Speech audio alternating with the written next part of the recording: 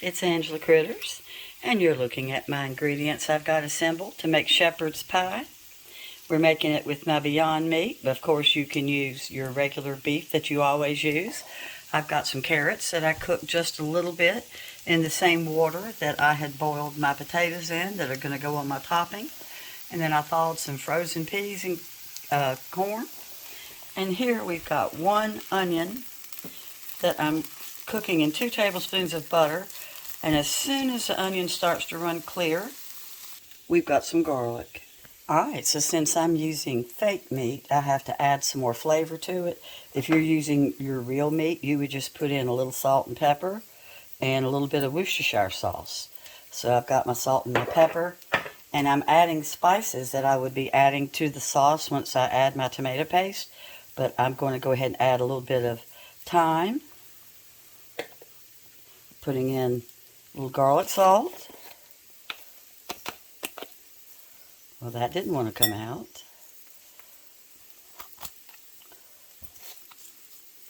And I'm going to put in a little of my Carter's Eat spice, one of my go-to spices that I love.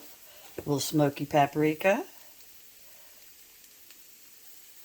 And a little bit of minced dried onion.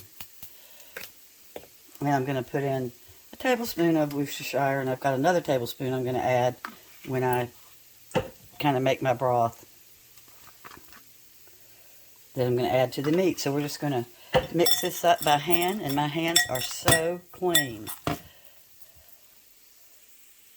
Alright, I threw in my garlic. I'm letting it cook in with my onions. And I've got the meat prepared, as you saw me mash up with my hands. Let's throw this meat in.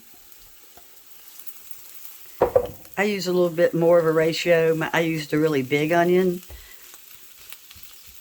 but you can use more or less onion as you prefer. It doesn't matter. So we're going to cook this for about 5 minutes, and then we're going to add 2 tablespoons of tomato paste. And I've just got a basic tomato paste. I don't have one flavored with basil or anything. You can add rosemary. I don't have any. I'm out. I like to add fresh rosemary when I've got a little bit.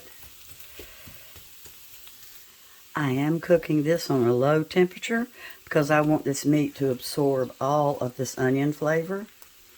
And meanwhile, I'm going to go ahead and get started mashing up my potatoes with some butter and cream for my topping. New tripod, and I filmed how I put the meat sauce together, turned sideways like a short. So real quick, all I did was after I browned the meat and the onion, I added the 2 tablespoons of tomato paste, and I added about 1/4 cup of broth. You could use beef or vegetable or chicken, whatever you have on hand. And then I just stirred that together and let it kind of cook down with another tablespoon of Worcestershire, and then spices of your choice. I just used what I had on hand that I had put in the meat. I had thyme, pepper, some minced onion, a little bit of garlic, salt and pepper. I've got a casserole dish. I guess it's about a 9 by 13. And I've got my meat ready. You don't have to grease your casserole dish. I could have baked this in my iron skillet if I'd wanted to, but I think I've got too many vegetables to go on it, so I'm putting it in the 9 by 13. And if you used a pound of meat, of course, it would spread thicker.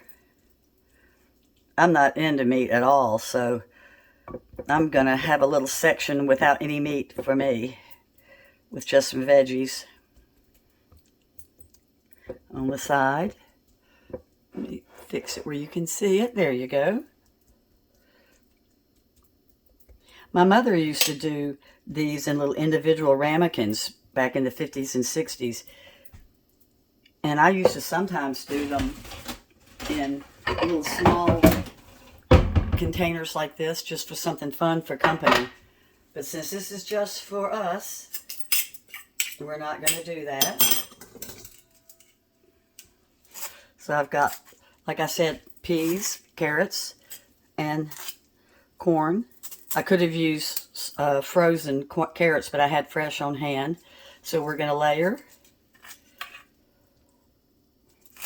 And I'm not salting or peppering the vegetables since I salted and peppered my meat so well. And I also put spices, as you saw, in my mashed potatoes, which are very fluffy. I love shepherd's pie. When I was a little kid, I only ate the top part of it, and I'm still kind of that way. Of course, you can put any kind of vegetables you like. I'm just doing it the traditional way that I was brought up seeing my mother make, and except, of course, she would have used real beef. And I wouldn't have eaten it because I didn't eat meat when I was a little kid. But I did love the topping, like I said. All right, so here's our potatoes. And we're going to just dollop them across. You want a nice thick layer of potato. That, to me, is the best part, that potato crust.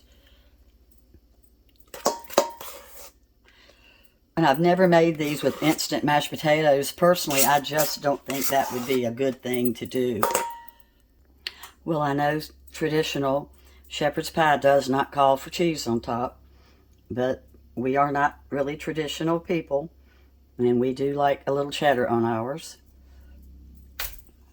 I don't do a whole lot, but I just like it. And then I'm going to kind of tuck it in just a little bit so it won't burn.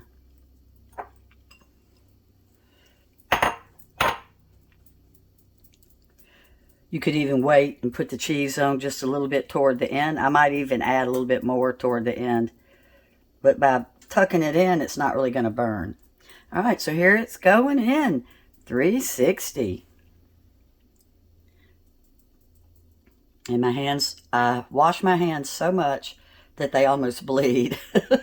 So, and nobody's eating this but my husband. So, and he's eating food that I prepared before, believe me. All right, let's put this in. It's out of the oven, and it tastes as good as it looks and smells. I had to eat a little tiny bit. Now, a true shepherd's pie is made with lamb, but here in America, most of us make it with red meat. You can also substitute ketchup if you don't have tomato paste. And as always, I'll be putting the complete directions in the description. And make it your own. Like I said, change your own vegetables around, whatever you need to do. But it's a delicious, delicious dish. And if you've never made shepherd's pie, you saw how easy it was. Well, thanks so much for watching. Bye-bye.